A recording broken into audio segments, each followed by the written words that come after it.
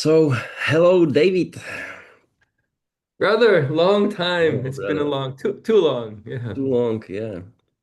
I'm so happy that you said yes to this podcast. Um, it's maybe how many? 12 years I know about you and your work. It's like Wow. 12 years. It's like what?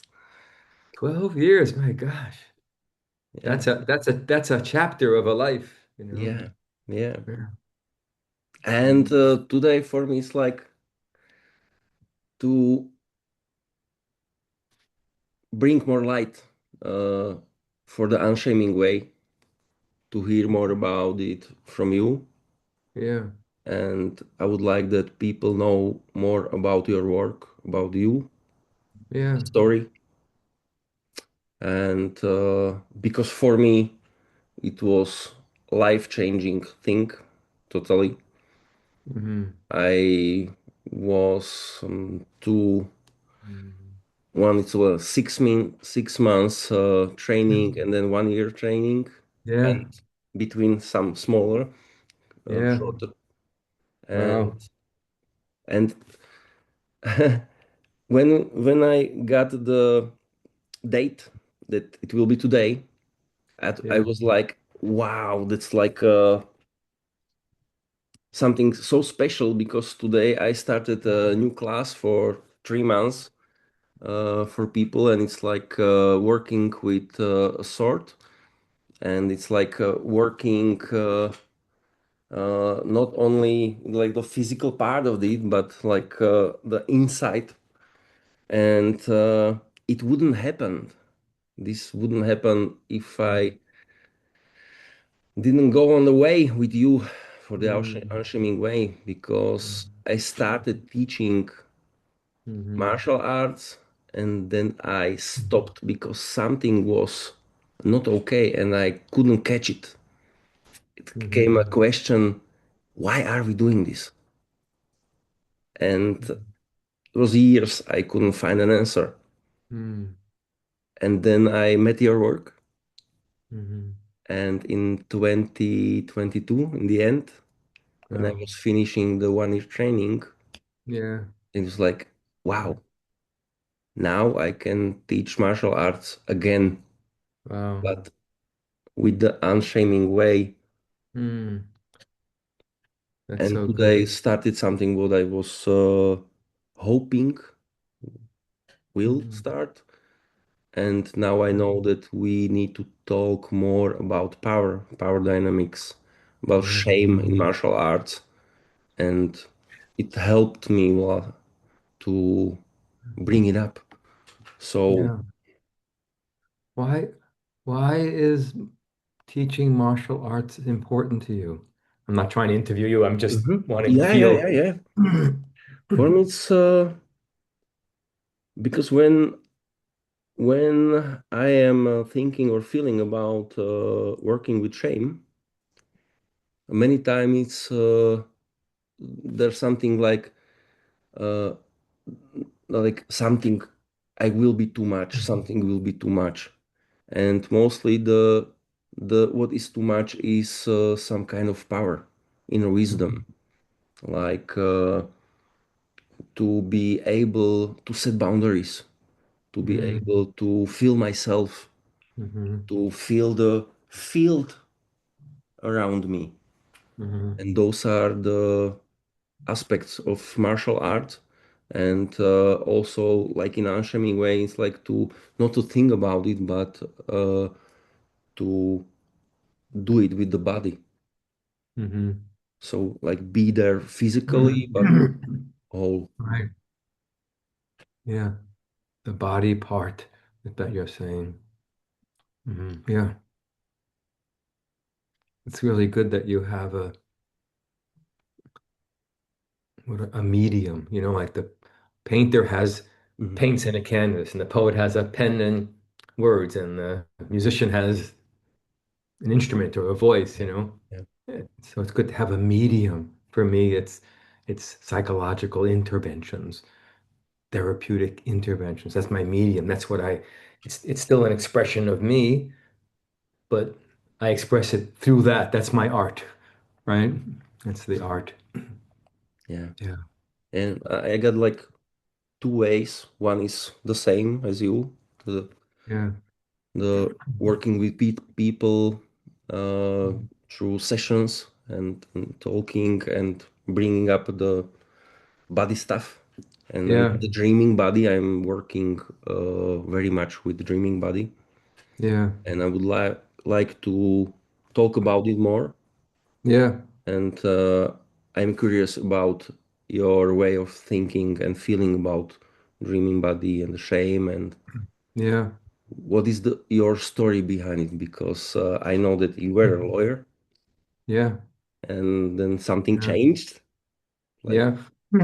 it seems for me I, like something yeah. radical changed, and you Yeah. were a process worker. Many people have this, a myth that means an early story, an early wound, usually. Mm, That could be in your childhood, or it could be a past generation. It could be a war or a political system that oppresses people. That's part of what you grow up in, a home or a culture, right? And and at best, that becomes a kind of alchemy, meaning you cook that problem, right? And then hopefully you make a good stew, mhm, right? Out of that, you make pain, you get pain and suffering, and then you don't feel as well and you get traumatized, so you get less free. And then hopefully you take that story and make it into what we could call the wounded healer. mhm, I made something out of the wound. The thing that tried to crush me, it didn't only crush me. At times it mhm, did, but it didn't only.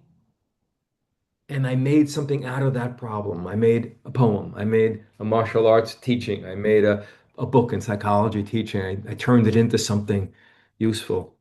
So for me, depending on how far back we go, but in my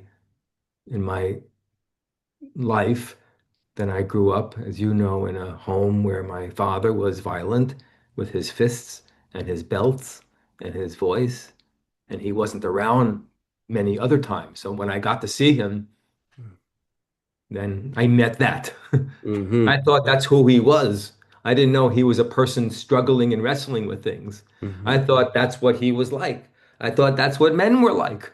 I didn't think he had a personality other than that. I was just a kid. I thought, well, those people are scary people, And I was scared a lot, a lot.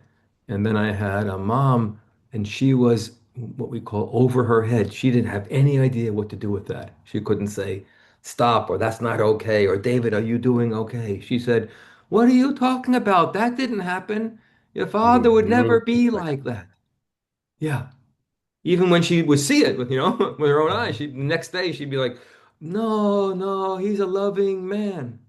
You know, so I grew up with that. Many people do.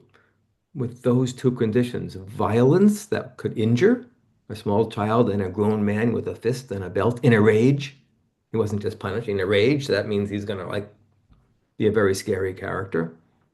And then a mother who says it's not really happening. So for a while, I had to wrestle with my father and what do I do with that energy? And how do I know when I'm getting hurt? And how do I fight back? And those kinds of things.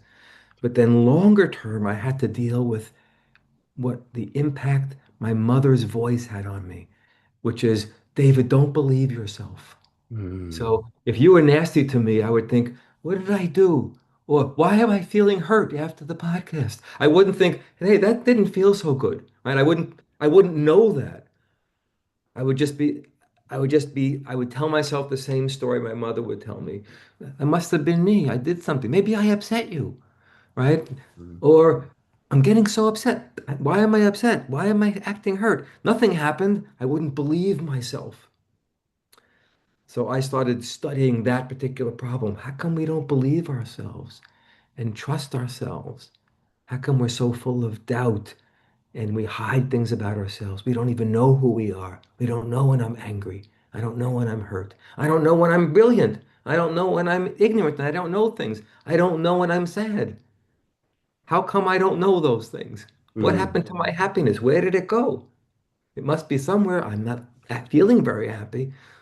So all those things that went away that I don't care for and tend to, like a garden, Mhm. I started looking at those things, and then I called that shame, the thing that doesn't believe who you are and what's happening to you is so strong that it pushes it down. And then you're left thinking, what's wrong with me? Why am I so screwed up? What's wrong with me? As opposed to, hey, wait a second. Mhm. Somebody just stole my happiness, right? Mhm. Somebody just put me down. I don't know that. Instead of, I think I'm a screwed up person. Yeah. Yeah, I got shivering everywhere. Yeah. It's a very deep thing. Once I went to a workshop. I'm 70, and I was around 33, so 37 years ago. And um, somebody said to me, what would your body want to do if it were free? And I said something like, it would curl up, let's say. I can't remember the details. I would curl up. And they said something about what happened. And I said something about my childhood stories. And it said, did you get hurt? And I said, I don't know. My brain said yes, but I didn't know if it hurt. Like if you slap me in the face, I'd be like, I'm not sure if that hurts. Like my face knows it. It turns red and it stings, right? And my hand goes, ah, my rubs my cheek. But this character, he didn't know. And and I said, he said, well, has your body done anything? I said, I've had stomach aches for most of my life, on and off, but remote since I was a child, I had stomach aches almost every day. And he said, does it hurt now? And I said, I don't know. He said, how could you not know whether your stomach hurts, right? Like if it hurts, it hurts. And I thought, isn't that an amazing question? How can I not know if I'm hurting? And that Mhm. blew me away. Anyway, that made me think about that.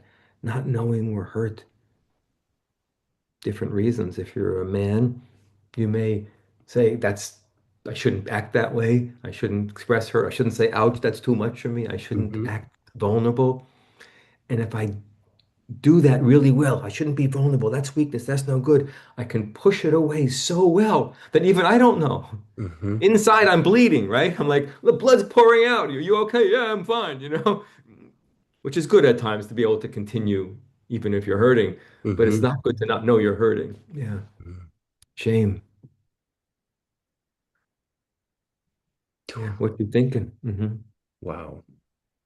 Yes, this dynamic makes us crazy in some Yeah. way. Like when Yeah. I cannot believe what I'm experiencing, what is left? Yeah. Nothing. It's easy to not know we're hurt. It's easy to not know, for some of us, it's easy for me to not know I'm angry. Because sometimes I've been married for 22 years, so I know my wife pretty well. Mhm. And sometimes I'll say things to her that have a little sharp, I Mhm. call it an elbow, a little tease, a little Mhm. jab. You could have done that differently. Ha ha ha. Joke, joke, joke, right? And then after about three, if I do that a lot, I think, I think I'm upset about something. I didn't Mhm. even know it, right? But I Mhm. saw myself kind of going, well, poke, poke, poke. Mhm. I was Mhm. like, I think I'm upset with her, but I don't. I find out afterwards, you know. Sometimes she has to say, something on your mind, and I'm like, it probably is, Yes, 2 days ago, we were having a conversation. Yeah.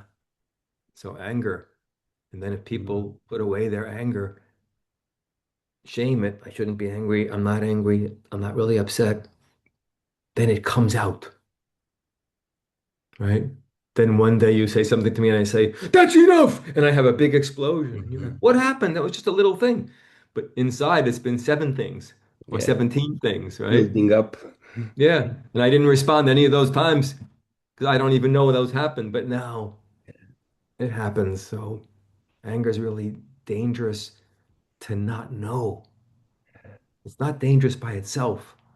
It's dangerous when you don't know it's there because then sneaks out, it bursts out, it makes your blood vessels burst, it gives you headaches, it takes it out on the wrong person. Easy to do those things. Yeah. Yeah. For me, it's like energy that we cannot destroy the energy. We cannot Yeah. hide the energy. It's always working. Yeah. It will come up. And it's like once you said like the story about the coffee that came already cold, Uh-huh. and for me it was like, yes, this is exactly that. Many times when I was somewhere in a restaurant or something and they didn't brought me something what I really wanted, it was like, okay, and Right. and then I was like, what is trying to go out? And it was like, hey, moment, please, I wanted something else. What is going on? Right. And this was What like, whoa. what stops you? What is it inside of you that would stop you? I can say for me too. What Mhm. stops you from saying, "Excuse me, I wanted this coffee hot. Could you please take it back?" Why? What would stop you from doing that? That doesn't seem harmful. By the way, many people are stopped from that, Yeah, or some people just get nasty. yeah, So it's yeah. like that's not required either. Yeah. What stops you? No, for me it was my experiences with my father, like Uh-huh. to say no, to say I need it different or Yeah. whatever. And so just like to facing him. Uh-huh. Yeah. In that moment, I wasn't the 35, 40-year-old man. I was like the 7, 8-year-old child Yeah. who didn't have support from uh, his mother. Right. And it was like, yes, and then okay, this is the situation. What can I do Yeah. for this little boy? Yeah, stand up for him. Yeah. There's a part of me that doesn't want to upset anybody.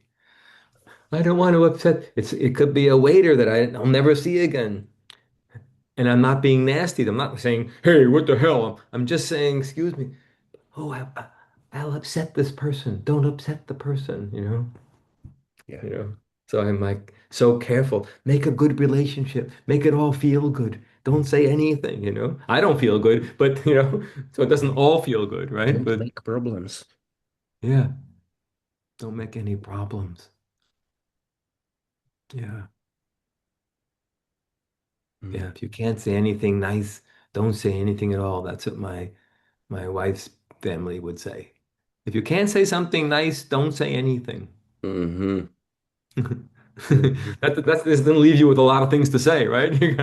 It's about all you can do is be sweet and friendly, and which is great, but it's not everything. Yeah, Yeah, yeah, that yeah. was a few things that,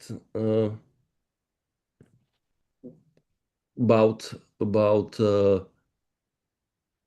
people who are working with shame and the other things that they are just nice because they should be. They are studying shame. They are only nice. And for me, it was like, wow, I am more free to express how I feel. Yes, Yeah, I have the intention not to hurt someone, but to bring what is inside. yeah, For me, it was so helpful throughout the years when yeah, I was seeing your communication with other people, yeah, the many colors it can have, and to be true to yeah. myself in it. Mm. I like the way you said that. The many colors. Mhm. Thinking of my hand. You got my thing in my hand, Yeah. because like right, the purple colors and the red colors and the yellow color, all of those are part of the healing of my hand. Makes colors, right? It kind of blood goes in and it coagulates and yeah, all of our colors. Yeah, and when we are talking about the blue parts, they are probably hurting. It's Hmm. like there are parts of my body that are okay, mostly okay, and they are like ow, ow, ow, ow, Yeah. and like it's like the way someone is touching me or approaching Mhm. me, Yeah. and is one thing, and second is where are they approaching me? And it's like for me to be Yeah. alive with what I feel, because it was like Yeah. my old my old me would say like it hurts, but I'm a strong man, it's okay. And I was like, Exactly. ah, Yeah. Yeah. I understand. Yeah. Standing up for ourselves requires strength, and which is great. But then also the vulnerability, we've got to have both, right? I can say no, fuck off, and all those yes. things and stuff. But then I should also be able to say, that's too much for me, you know? Mhm. You know, I need to rest. I'm still learning that when I'm pushing myself work-wise, take a day off, just lay in bed and dream, listen to music and do nothing. I'm like, I got to get up and do something, you know? Yeah. Yeah. What else is on your mind? What would be good for for you or your audience? And what kind of things are there something that I'm happy to just continue talking, but whatever is going to be most useful would be good. Yeah. For me, mostly uh, the way how we approach our symptoms, Hmm. and that in a way that symptom is a way, or Yeah. it's like a door, Yeah. something new, Yeah. and not to shame ourselves for the symptoms, or that we are how we are Huge. right now. Huge. It's such a big topic because when we think of symptoms, we think of a certain medical system Mm, which says, I can heal you, maybe. And healing means I make that go away. Right? I make your headache go away. I make my stomach aches go away. I make your anxiety go away. I make your tumor go away. Right? Which is really important because sometimes I really like, I went to a doctor. They cut my hand open to make a problem go away, make inflammation go so that my hand could be used. So that's a really great thing. But long term, we don't get to know things very well. We don't get to learn about ourselves. It's why is it so freaking radical to think if the body is doing something difficult that it's intelligent? It's like that should be simple, right? I have a headache. What is my headache saying? What's the headache like? It's so simple to do that. It's almost never done. mm, Never. Almost nobody says, oh, what kind of headache is that? Is it sharp? Is it pounding? Is it like pressure on your head? Like, explain it to me. Describe your headache. Maybe it's got something in it, you would say, an energy to it that it may be useful to you. That seems like so fundamental. And yet, no one asks. If I say I have a headache, no one says, what kind of headache is it? You mm, know? mhm, No one would ask. And anything, whatever. I say I had a hand problem. They might say, what's the diagnosis? But they're never going to say, what happens for you? Oh, you can't curl your finger? Does it hurt a little bit? How far can you curl it? Like people don't ask the most fundamental questions that are very direct, accessible. You don't have to, I don't need to have a medical degree to answer those questions. The medicine is good. I'm not against that. But those experiences, it's just so rare. Yeah, I'm just thinking of all the different people I've worked with mm, over the 40 years, different symptoms. And um, yeah, I worked with a woman who uh, she had an eating disorder. Maybe you knew about that because they're hoping it's going to be a documentary. Um, and mm, yeah, and she only ate very few foods. I want to say it was five or six, maybe it was seven. I'm not remembering, but she ate very few foods, so few that it becomes problematic for her health, right? Like, Mhm. so she thinks the same things that other people think. You should eat a greater variety of foods so you'll be healthy. That seems kind, right? That's Mhm. right. And if it was a doctor there, they would say you have to eat other foods. And if it was a therapist, they would say, why aren't you eating these foods? Let me help you so that you can eat those foods. Everyone wants her to eat more foods so that she'd Mhm. be healthier. Mhm. I understand that. But she's not. Mhm. Year after year after year, all that intelligence and influence. Eat more foods, eat these foods, eat that. Maybe you should eat meat. Maybe you should eat this. And she keeps not doing it. Mhm. She says no in some way. I don't know. She says, no, thank you. I won't do that. But she doesn't do it. Right. And I asked her,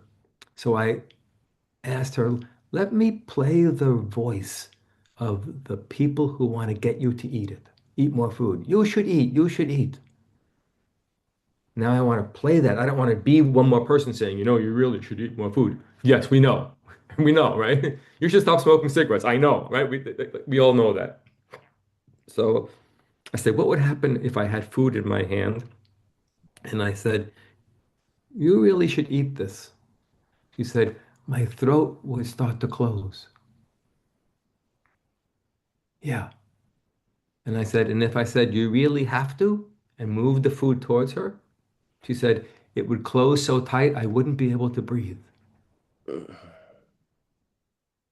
that incredible? So she's saying, her body is saying, I will die before I do that. Right? That's not me. That's not a theory. She's like, Mhm. I'll die. With Rather an than do what you experience. tell me, what you ask me to do something that's not good for me, that I don't want to do, I'll die first. Wow. That's how profound. Like I won't be able to breathe. It was incredible. And I said, you were just showing. I said, can you imagine my forearm is your throat? Mhm. Because I don't want you to choke yourself. And then put your hands, she puts her hand on my forearm.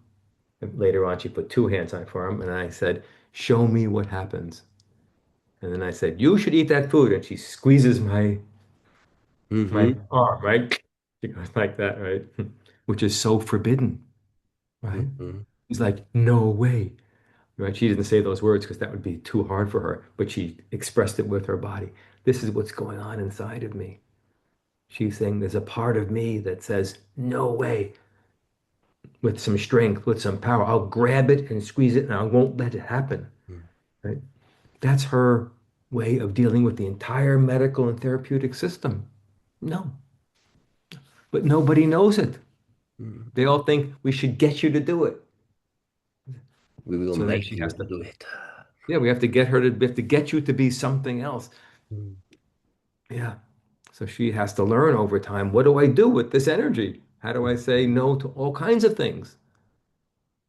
No, thank you, mom. I can't come over tonight. Oh, no, thank you, boyfriend. Or get the freak out of my house. Don't touch me like that. Or I don't know. Now I'm not saying that for her. All the different things that she can grab and say, I'm not going to let you do that. That's Mhm. not okay with me.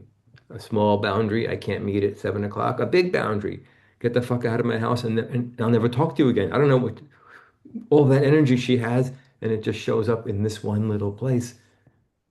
And no one is saying, I'm interested in you and what your body is doing. I don't want to make it go away so quickly. I hope it gets easier and you can have more foods and be healthier.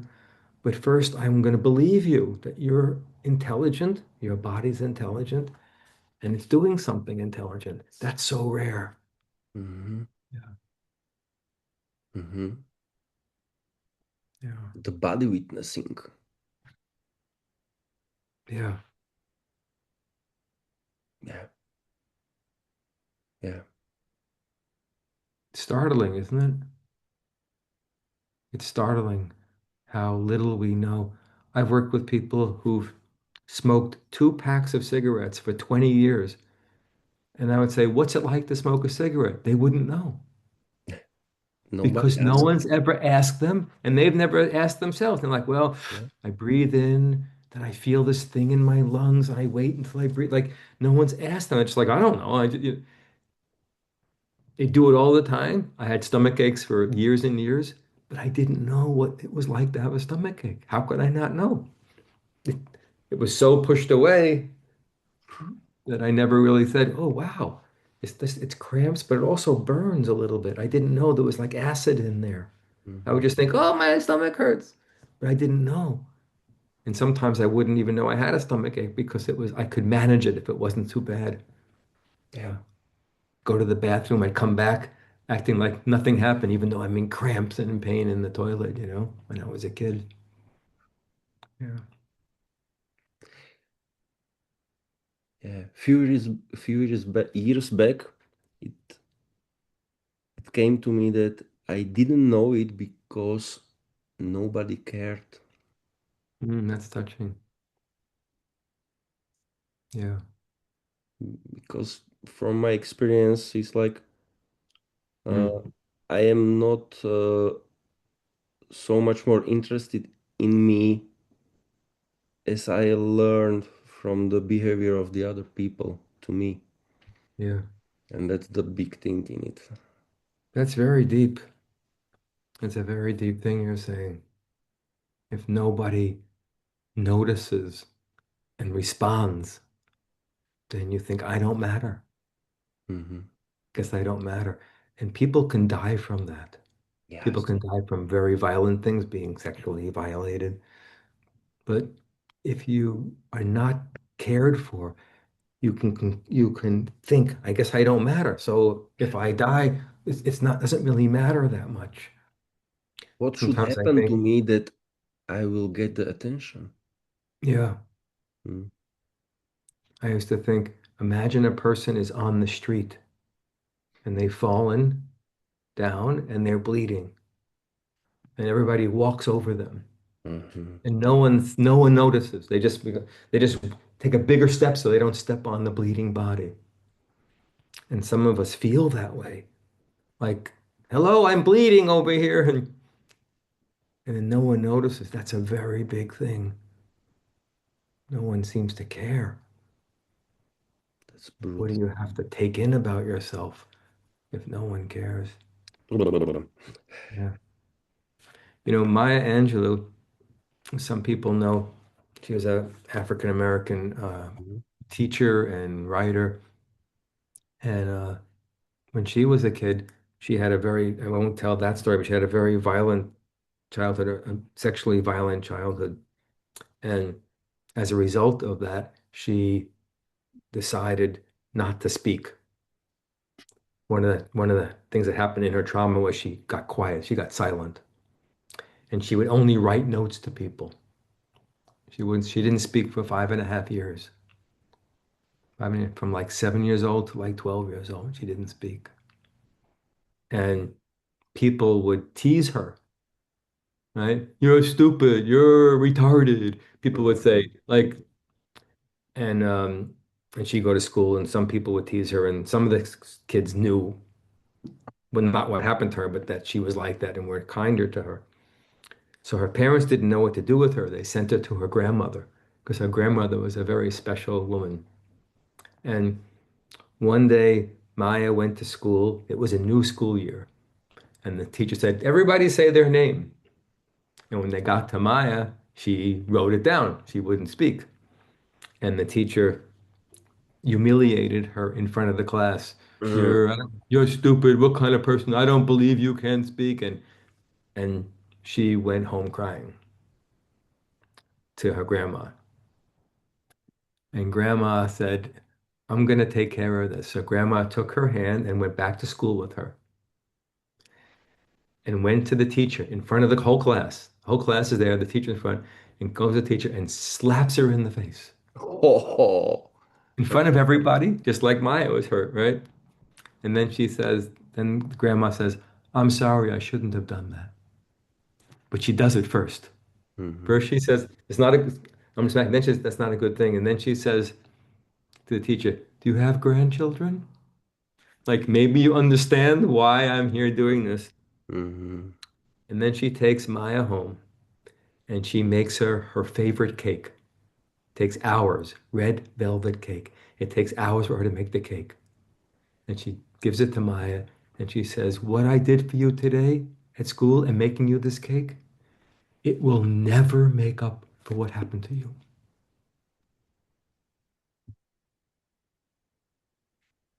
Okay. Now that person feels cared about, right? But it's the best I could do. It'll never make up for being humiliated like that. Nothing can make up for that. That's how important you are. But I have to do everything I can. Mm-hmm. Go back, confront the person, challenge them in front of everybody, just like you. Come home, make you your favorite thing.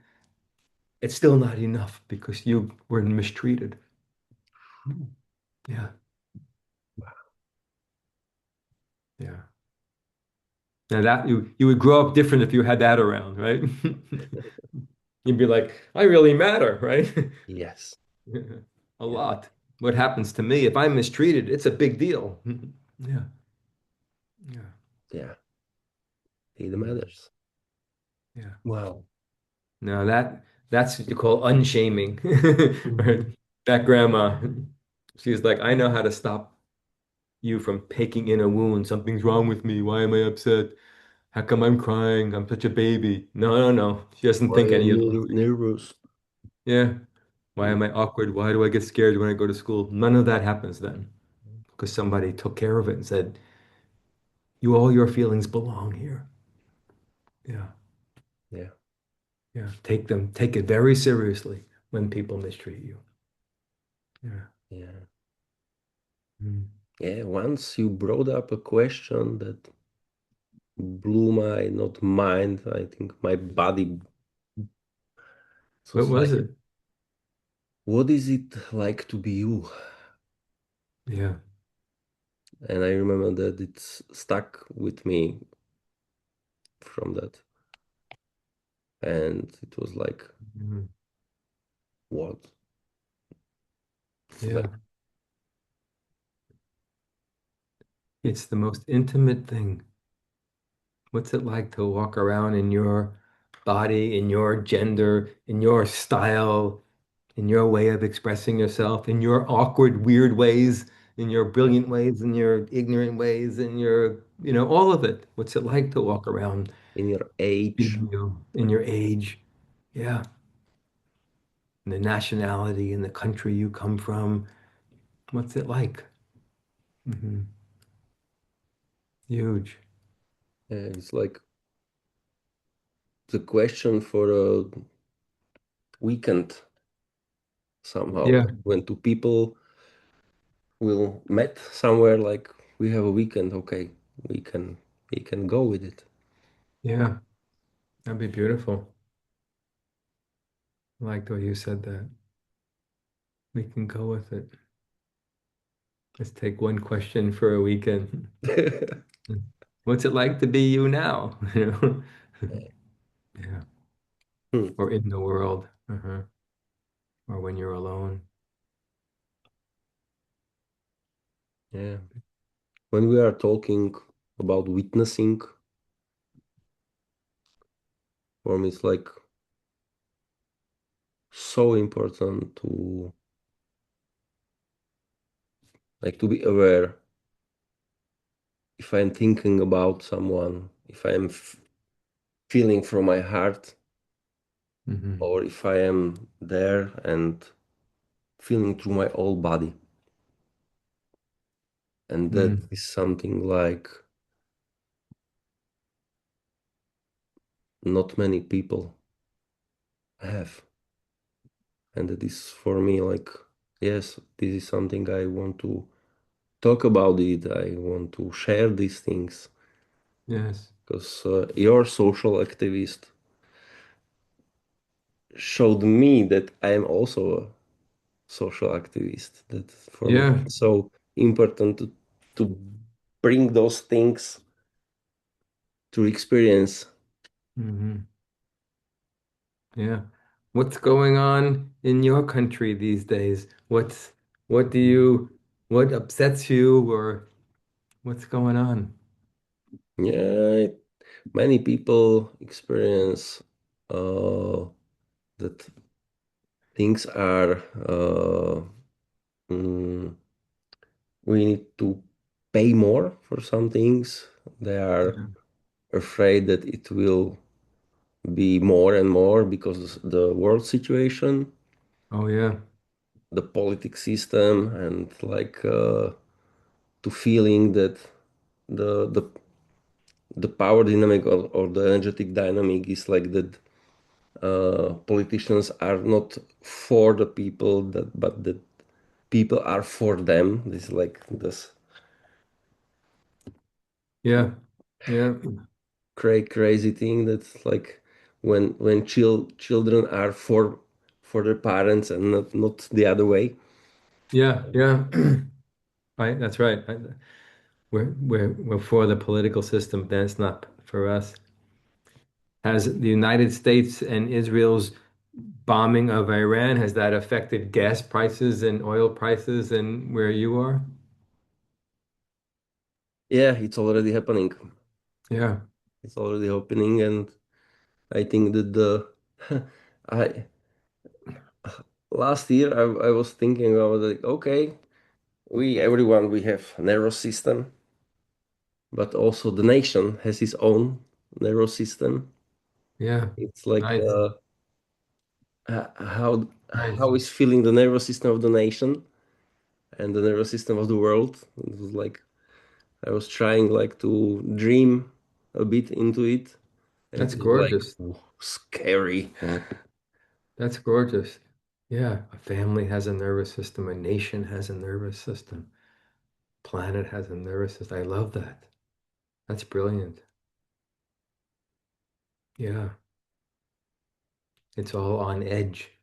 Mhm. Yeah, So it's like it could go off at any second. yes, exactly. That's the feeling. Yeah. And they're like, where is the gentle touch for the nervous system? Where is the like, how Yeah. are you? How are you experiencing it? Like, It's incredible. I love that. Where's the gentle touch for the family, for the nation, yeah, for the globe, for the planet? Hmm. Yeah. Hmm.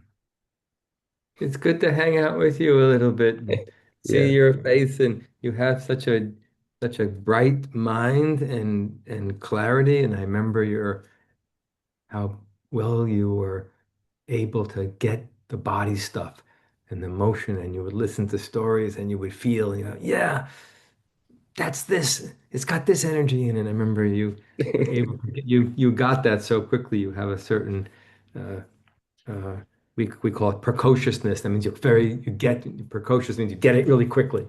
You yeah. know, Thank you. something. Some people I'm not precocious about painting, but I'm precocious. So but certain other things I'm like, oh, I can get it right away, and you Yeah, got it right away. Yeah, yeah. Many times it's helping me to really witness this and that together with people, yeah. Mm, and like to feel the movement that would like to happen mm. in the physical body, and then I see and feel when the physical body said just here, not more, and then I Hmm. see the dreaming body, how it's moving. You see that visually, or you Yeah, just feel it. Yeah, you see it yeah. visually. I think I see it through feeling. I say, I mean, yeah. Mm, You feel it and you sense it, and yeah, incredible. and Mhm. for me, it's like to bring those bring this knowledge but to people because when we are able to feel and witness the dreaming body, we can help each other so effectively, like really Mhm. many times when I'm working with groups for some time and we are talking about shame and dreaming body and like what would we do if we are free in the way like to move, uh, and I'm asking you, okay, what is your dreaming body doing? Wow. And people can get it. They can get it. And it's like I'm sitting in the man, but okay, my dreaming body is standing here and he's doing this movement. And okay, don't you Mhm. wanna try it? And he's like, oh, okay. Oh, that's I am really doing this inside me, but I was so shy in the group because nobody else was moving. So, okay. And then the others like, oh, we are dancing. Okay, come on. Once I went to a workshop when Arnie Mindell, who was the founder of process-oriented psychology, which then is informed a lot of what I do. And in the workshop, there was a man who had uh, Tourette's Tourette's Mhm. syndrome, and that means he would burst out. He would kind of go shit, shit, shit, shit, shit, shit, oh, and then he couldn't stop, and then he'd go fuck, fuck, fuck, fuck. And a lot of times it was cursing for some reason, you know. A lot of people, so he would just burst out with these things, and then get quiet. And of course, he was always trying not to do that because it's embarrassing, right? Because you're Mhm. like, here you're in a group of 150 people, and all of a sudden he bursts out with words. He's not saying sentences. He's just bursting out, and it interrupts everybody. So Arnie asked him, "Do you try to hold back?" And of course he says yes, right? He's like, you know, it's like a fart. I'm like holding it in best I can, and I don't want to smell, right? You know, I want him to go to the bathroom. I don't want to make everybody throw up. But he can't hold himself back because that's the what's called the disease. So Arnie said, "How many people in this group?" There was about 150 people in a room. How many people in this group hold themselves back? Like everybody, right? And what would you say if you could, what would you say if you would not hold back? He says to everyone, and go ahead and say it. And people are saying, I need a break. I want some help. How come here, whatever like that. Leave me alone. I'm tired. Everyone's like yelling out, right? And we're laughing and having a great time because everybody's like saying all the things they want to, right? When are you going to get to this other thing? I wanted something else. You didn't finish everyone's like yelling out. And so this went on for a couple of minutes. And here was the interesting thing. While we were doing that, the man with Tourette's was silent, totally quiet, and just smiling, just sitting there, relaxed and enjoying everybody. Yeah. Yeah. Wow. Speaking about the nervous Wow. system of a field, of a group, because he's expressing something that's difficult, but no one else is doing it. Yeah. And now when the field does it, he's relieved. He's like, I can sit back. It's all taken care of. So then you start to think, does he have an illness? Uh-huh. Do we have an illness? Because we all hold back. Is it one big illness, a whole culture that says don't speak and don't interrupt people and don't speak unless you're spoken to? Is it what is the illness exactly? And in a way, he's not the sick one. He's the medicine. He says, everybody, let me show you how to do it. Right? He's not saying it like that, right? But Yeah. he's showing us. So in Free a way, yourselves. yeah, in a way, he's the most sick, and in a way, he's the most free, healed. Yeah. Yeah. And in a way, we're healed. We're like, let me help you get better. And in a way, he's like, let me help you get better. Mm-hmm. Mm-hmm. Yeah. Yeah. I'm looking at my time. I gotta go in a moment. Yeah. So we'll Yeah. have to close up. I just wanted to say to this that I was studying this a few last years, that how much of the movement or something that is going on in me is mine. Wow. When we are in a field and everybody is like here and okay, Yeah. and someone needs to do something, how much of this is his? Because many times it's like he wants to move, but he don't move, but the energy will not disappear. It will somewhere. It's deep. It's a very deep thing. Those people who have the greatest symptoms, the most difficult symptoms, belong to the culture. Yeah.